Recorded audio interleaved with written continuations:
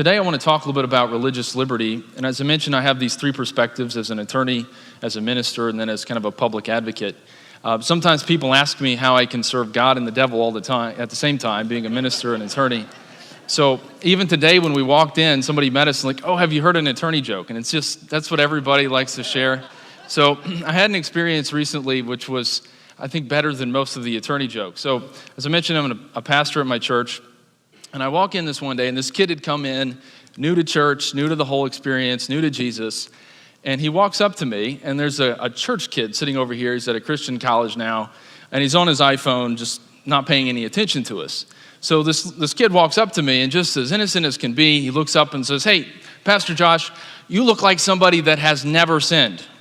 And before I could say a word, I mean, not a second passes, and this kid's over there, and he looks up from his phone, and he says, oh, don't worry, he's a lawyer. As if that definitively answered the question of whether or not I had ever sinned. So, whose side are you on? All right, I'm trying to give this kid the gospel. So we are going to be talking a little bit about the law tonight. And in this religious liberty briefing, we've talked a little bit about the firm. And in talking about the law, this can sometimes be a bit complicated. The law can be sometimes difficult, but I want to give you just some basic information, hopefully some practical information that you can take away. Now again, speaking about the law, recently in China, they passed a new law, you have to wear a seatbelt in your car. So the Chinese are very enterprising people, so they came up with this solution to the law, all right? You can buy one of these t-shirts and avoid having to use your seatbelt. So we're not going to be talking about that kind of legal advice today. I want to basically tell you three things tonight. First of all, what is the status of religious freedom? Secondly, what are the things that we can expect in the near future? And then how specifically does it apply to this ministry? So as I was thinking and preparing for this, what's the idea that I could give? What's the information that I could give that would be newsworthy? Because I think most people would understand, here's what the First Amendment is. Religious freedom, we believe it to be one of our strongest rights. It's there in the First Amendment to the United States Constitution. It can't be abridged. Certainly nobody can take it away from us. And that would be our general understanding of that. However, tonight I want to tell you really what religious freedom is not. All right, that's, I think, kind of the banner, the things that audiences tell me is information they hadn't heard before. So I want to tell you tonight what religious freedom isn't. What religious freedom isn't. And it's going to take me just a minute to get there because of this reason here. Law is downstream from culture. Now, what do I mean by that? There's three major players, which would be mainstream media, academic elites, as well as the entertainment industry complex, Hollywood, that inform culture. And that eventually bleeds down into the law. Now, often the law is kind of a lagging indicator of those forces, but it is fair to say that law is downstream from culture.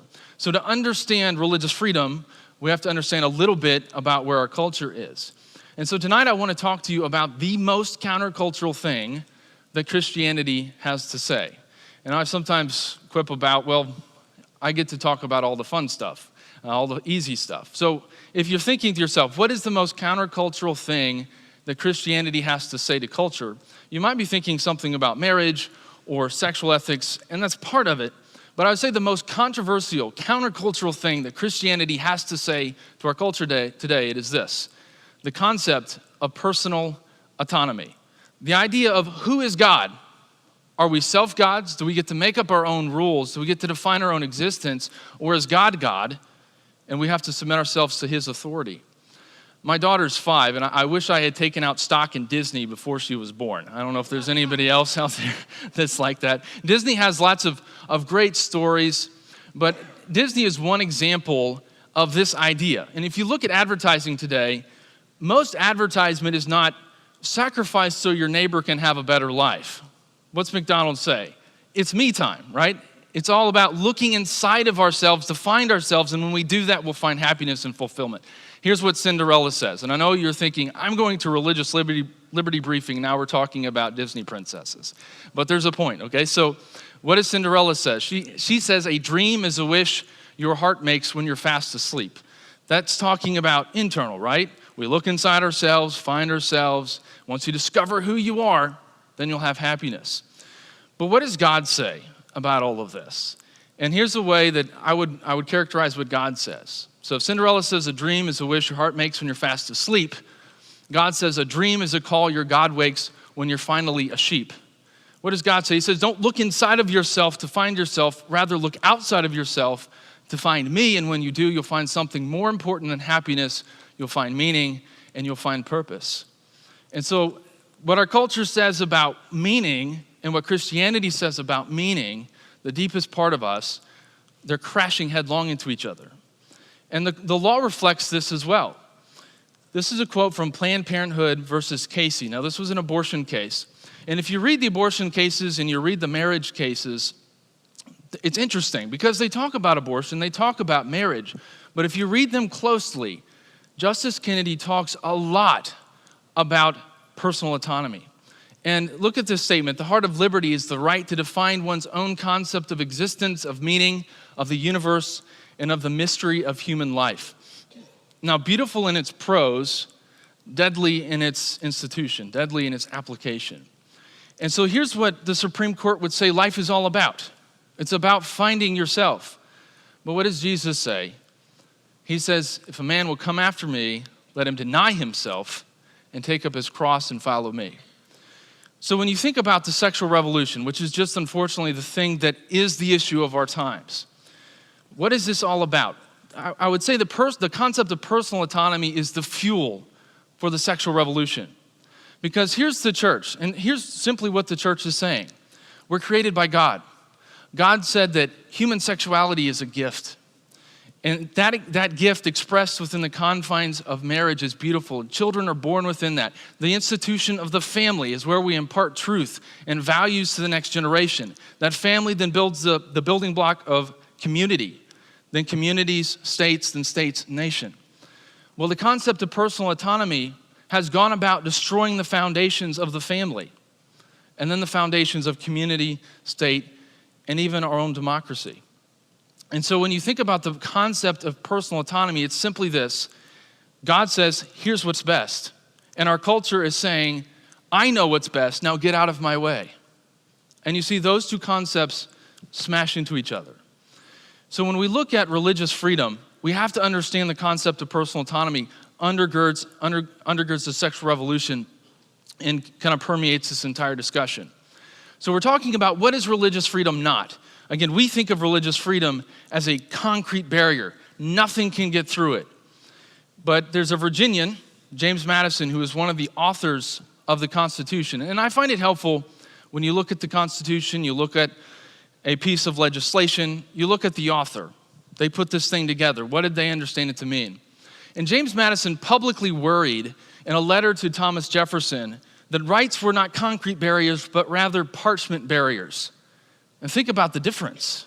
If a right is simply a parchment barrier, then it can be torn, can be frayed. The ink can kind of fade away. And that right must be carefully preserved and defended if it's going to continue. Madison continued to say, in Virginia, I've seen the Bill of Rights violated in every instance where it has been opposed to a popular current. So for Madison, who is a father of the Constitution, he didn't understand a right like religious freedom to be something that simply is going to exist without our effort. Let me run through two big cases quickly.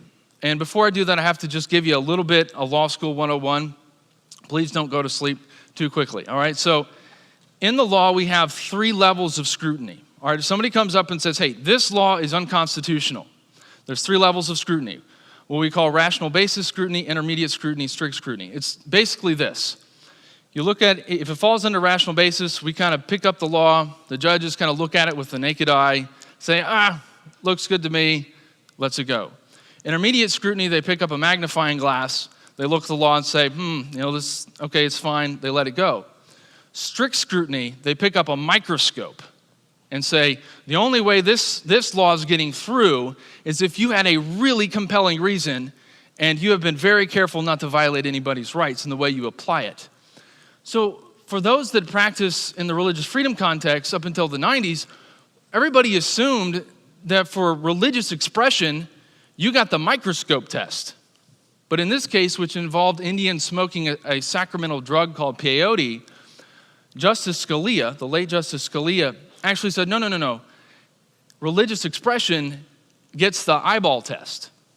And they basically said, if you have a neutral, generally applicable law, and you're not particularly trying to target anybody, then that law passes and it's just fine. What's the problem with that? Well, how many laws that you know of are not generally applicable? I mean, do they pass a speeding limit? Okay, 55 miles per hour, and we're only going to apply that to pastors because we know they all break it, okay? No, most laws, 99.9% of laws are generally applicable. And so this employment division versus Smith test really concerned a lot of people. So what happened is Congress passed RFRA, which put religious expression back under strict scrutiny so that judges have to look at it with a microscope. If you followed the Hobby Lobby case, they won Hobby Lobby not because of the Constitution, but because of this statute, which could be repealed by Congress if there were enough votes. The second case, quickly, Obergefell versus Hodges, this is the same-sex marriage case. It said that the right to marry a same-sex partner is at the same level as our right to gather and worship here tonight. There's no higher level of protection under the U.S. Constitution.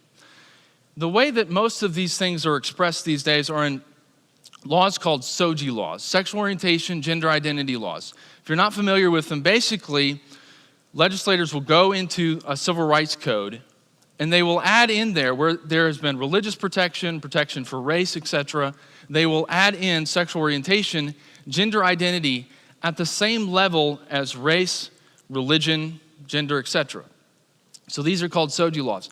With all of this context in mind, let me just drill it down to one point to take away from this. The question moving forward is how will legislatures balance the conflict between religious freedom and SOGI/anti-discrimination laws? That is the question, and that is a big question mark. We don't know how that's going to play out.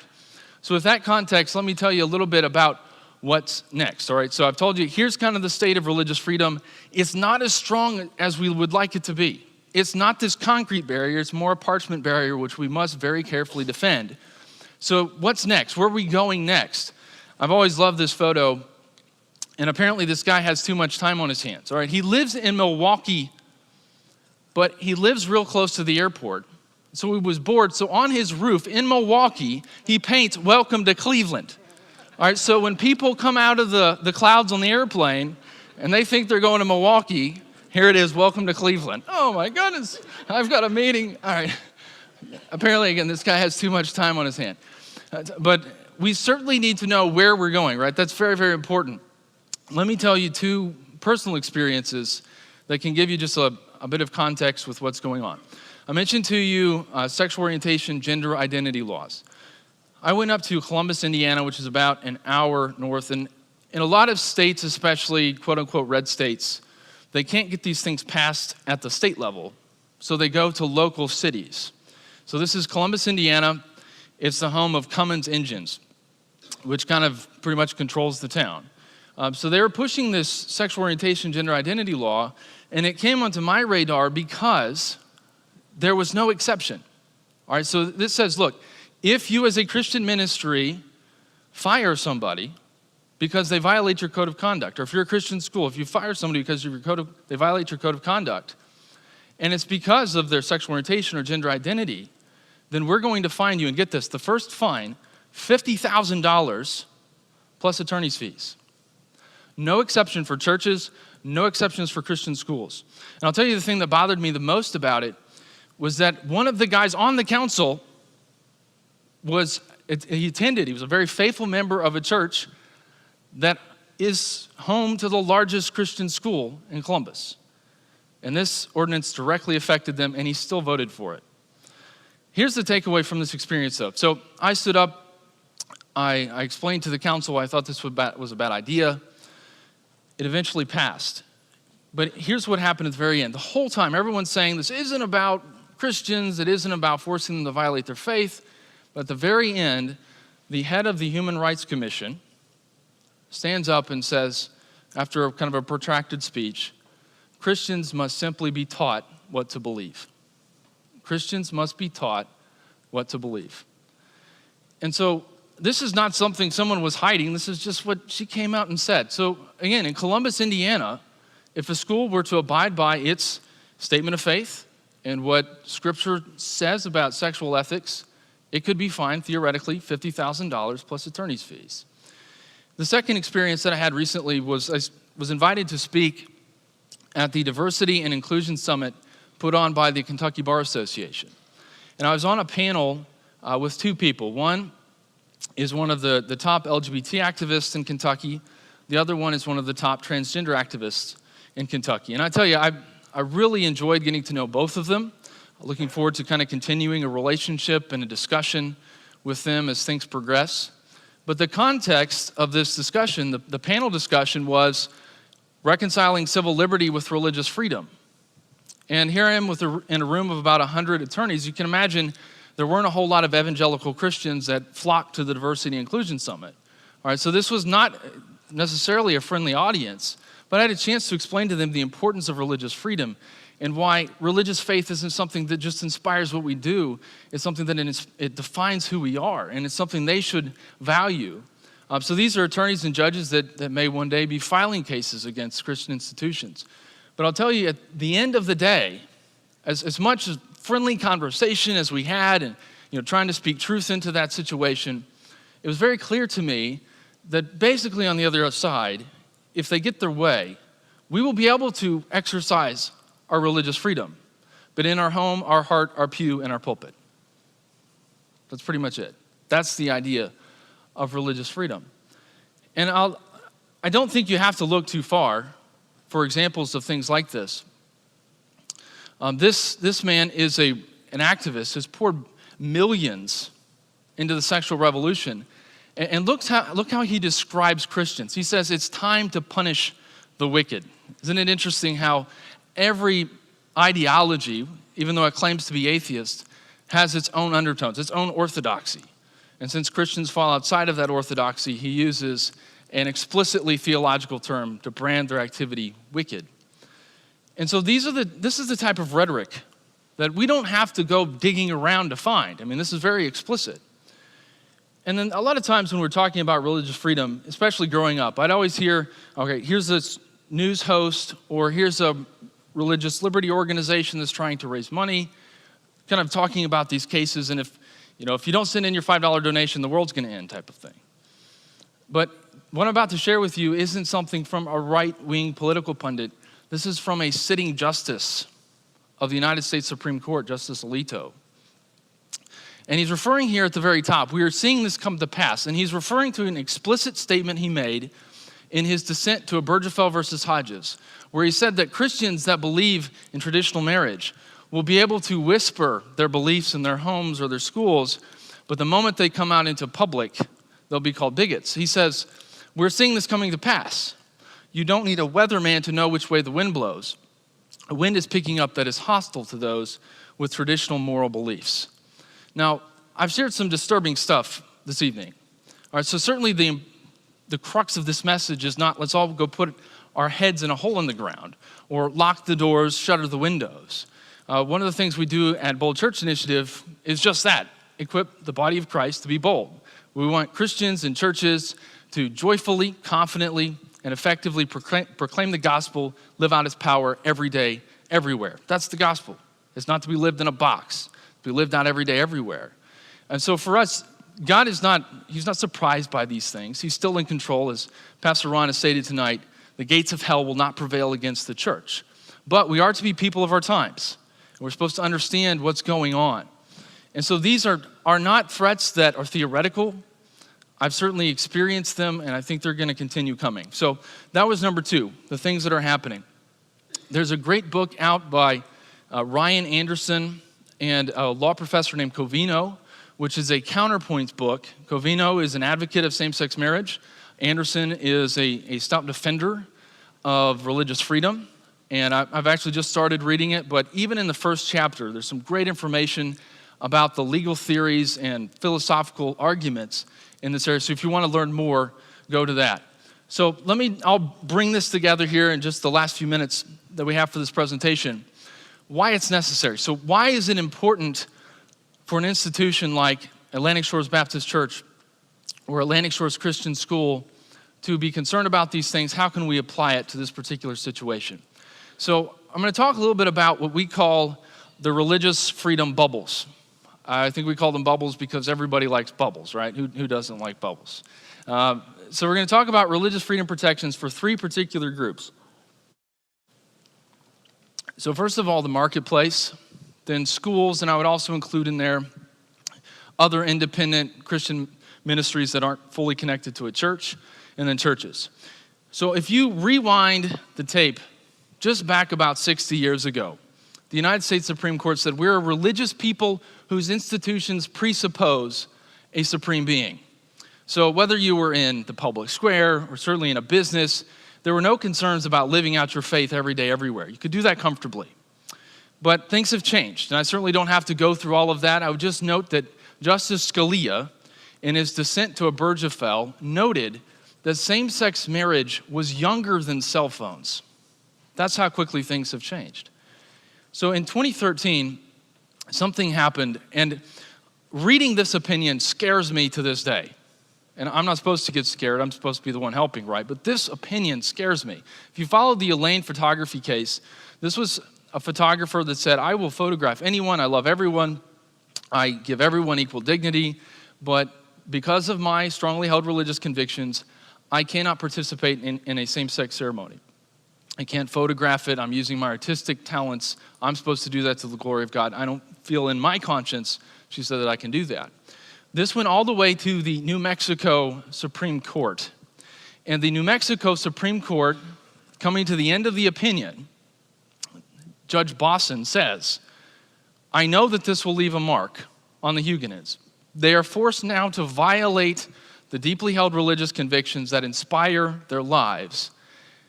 And he ends with this. He says, in short, I would say to the Huguenots, with the utmost respect, if you're going to practice your religious faith in the marketplace, it is the price of citizenship. So it is the price of citizenship to give up your deeply held religious beliefs. This case was appealed to the United States Supreme Court. The United States Supreme Court refused to hear it, so the judgment stood. So for us, what that marked is clearly that for the marketplace at least, religious freedom protections are not solid. Certainly they're there in some places, but they're not as strong as they used to be. And again, it's the price of citizenship to shuffle off those things that you believe most deeply if you're going to come into the marketplace. Next, we look at schools. And in this conversation we've been having about the school, there have been questions back and forth about, well, what are the protections, etc. Let me tell you one of the reasons why we're so concerned about protections for schools. In the oral arguments in front of the United States Supreme Court for Obergefell versus Hodges, this is a same-sex marriage case. The defender of the same-sex marriage side, the one that represented Obergefell, Jim Obergefell, was asked, will church leaders be forced to perform same-sex marriages? It was just a blanket no. That's not how the law would change. But then Donald Verrilli stepped to the stand. Donald Verrilli was the Solicitor General. He's the government's attorney. Okay, he represented the administration at the time. And Mr. Verrilli was asked explicitly by Alito and then Roberts about the first question. All right, the first question was, will religious schools, such as universities that have housing, be forced to offer that housing to same-sex couples? He says that is going to depend on how states, and remember what I told you, the big clash is in between religious freedom and sexual orientation, gender identity laws. And so Verrilli said, it depends how the states work out those clashes. So not of course not. We're not going to violate anybody's religious freedom. No. No, it will depend on how the states work that out. If you followed what happened in Indiana in 2015, all Indiana did was try to pass a Religious Freedom Restoration Act, and it blew up. One of my professional acquaintances, Kurt Smith, head of the Indiana Family Institute, was fired from his job of 12 years for simply promoting that legislation. And so when he says that's going to depend, that to me is a big question mark. And then he went on, there was another question that had to do with the Bob Jones University case. And if you're familiar with the Bob Jones University case, back 20, 30 years ago, Bob Jones had a policy where you could not date someone that was a different race than you. Well, Bob Jones' nonprofit status was yanked because the Supreme Court said, this is such a violation of public policy that we cannot grant you nonprofit status any longer. And so the specific question was, Mr. Verrilli, then if this is going to depend on what states do, what's going to happen to the nonprofit status of Christian ministries that disagree with this newfound right of same-sex marriage? He said, it will be an issue. It will be an issue. And certainly administration has changed. There's a new justice on the Supreme Court. But for us as attorneys, there's just a big question mark. And you have to understand, when we come into a church, I sometimes laugh because people will pull out the bylaws and kind of blow the dust off of them. Or there's this like semi-religious, like, oh, it's the founding documents of the church.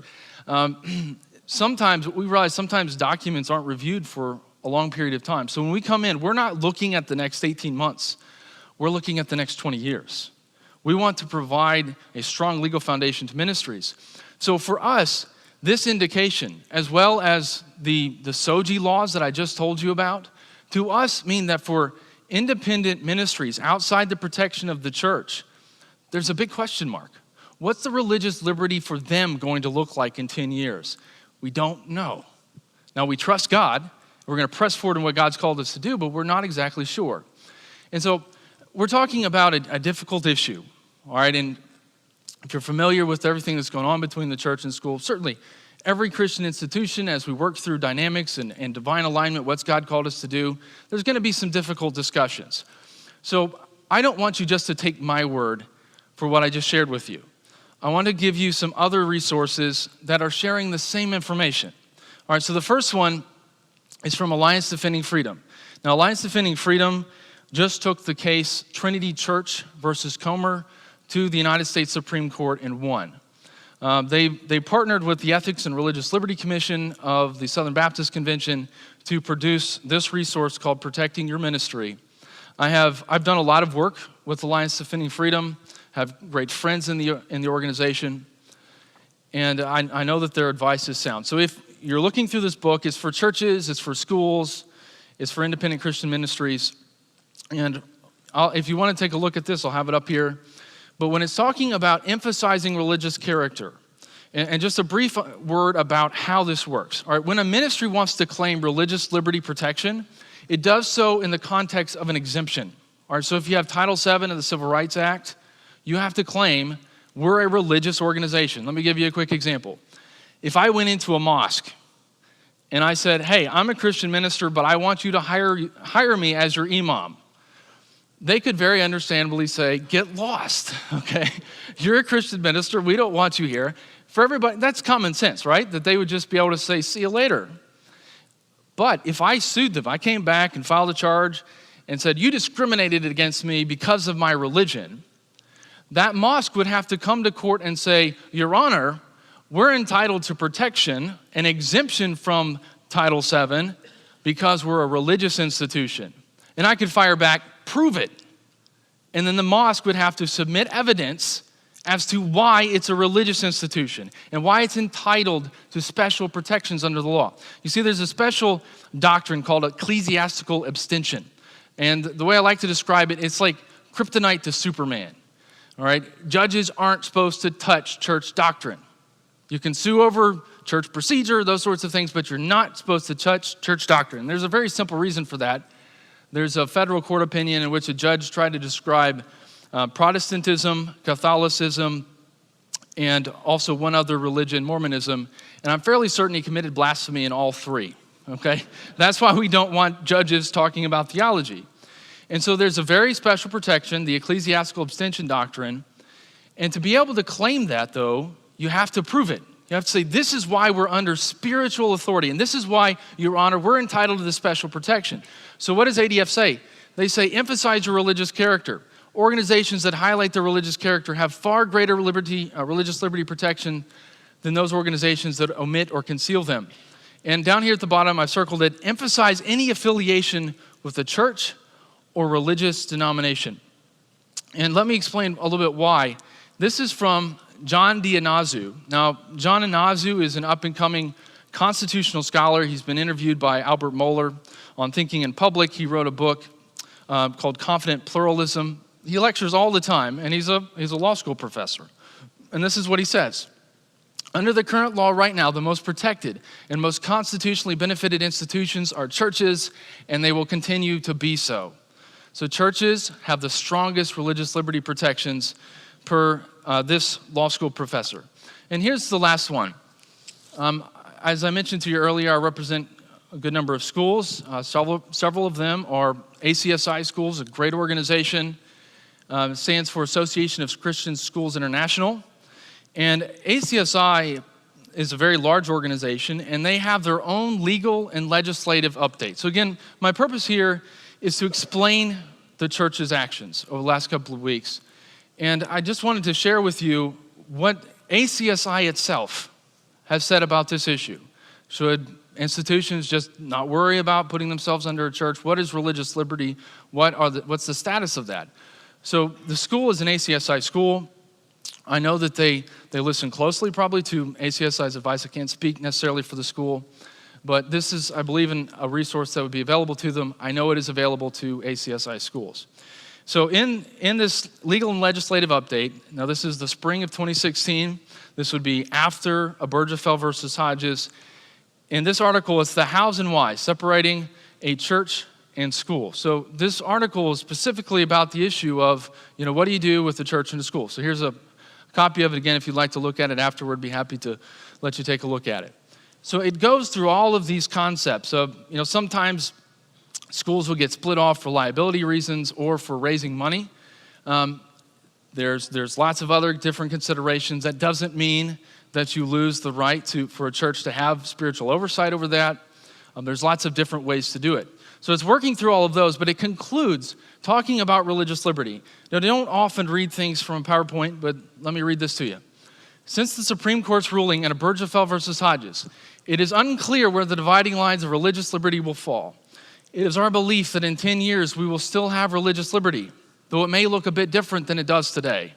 Independent entities may be at greater risk of abridged rights than ministries that fall under the local church. During this uncertain time, ACSI cautions schools to consider staying under the umbrella of a church until the full implications of Obergefell versus Hodges are understood. In the end, it may only be schools with explicit church connections that retain the freedoms they currently have. And it summarizes this article by saying, lastly, the impact the sexual revolution will have on religious ministries cannot be overstated.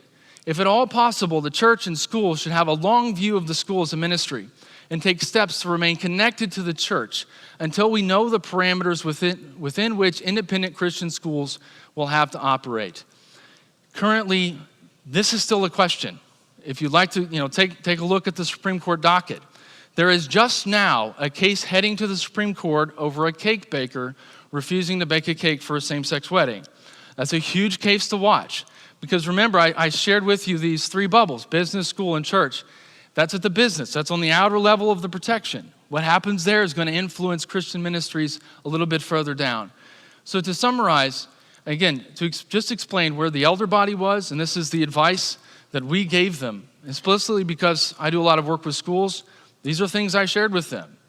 We advised the school, stay in here, where we know there are strong religious liberty protections, and there's no question in the next 10 to 20 years where that's going. Outside of a coup and overthrow of the Constitution, we're good. But out here, because of what happened in Obergefell versus Hodges, because of the SOGI ordinances I told you about, there's a question mark. And you may say, well, why would you do that? What's the point of that? And it really boils down to this. Why would you put a question mark where you can put a period? Why would you put a question mark where you could put a period? A lot of schools don't have the availability of a church to easily put themselves under. But in this situation, the school was, at least in description, in its own documents, was already a ministry of the church. So we just recommended, hey, let's strengthen those things. And most specifically, it was this section, which was changed without the church's participation, that was of real interest to me because, again, I talked about that ecclesiastical abstention doctrine. It says here, ASBC is the parent of ASCS and the spiritual shepherd of ASCS.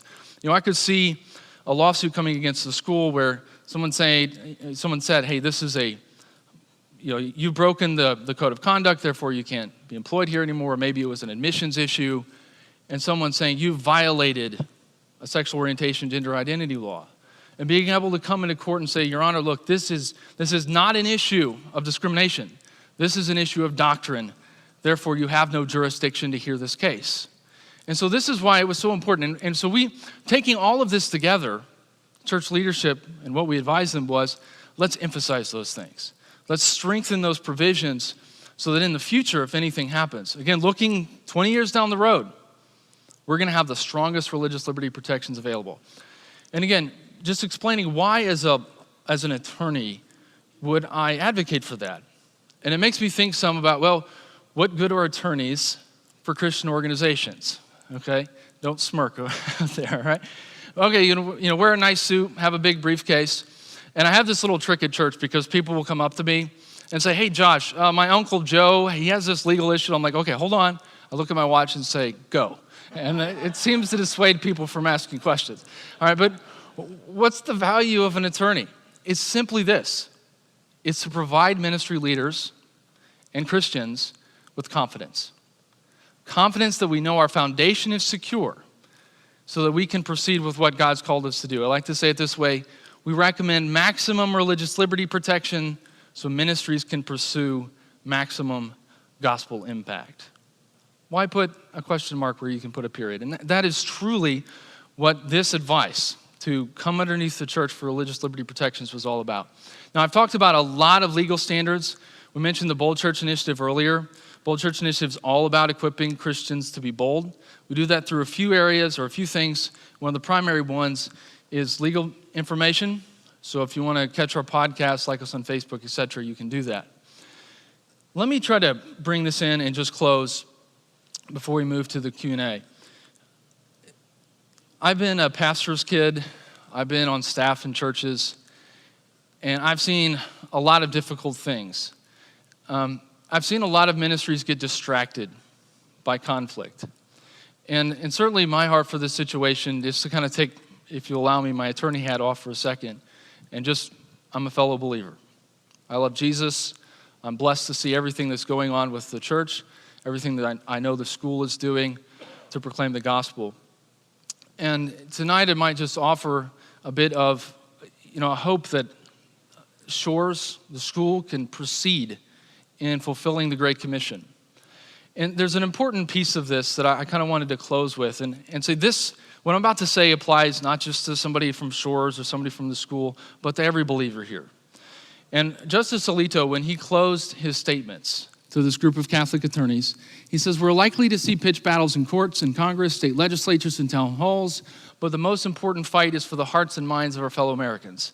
It is up to all of us to, in an interesting word choice, evangelize our fellow Americans about the issue of religious freedom. I'll tell you something that I realized even just recently at this Diversity and Inclusion Summit is that so many people outside the four walls of the church don't understand Christians.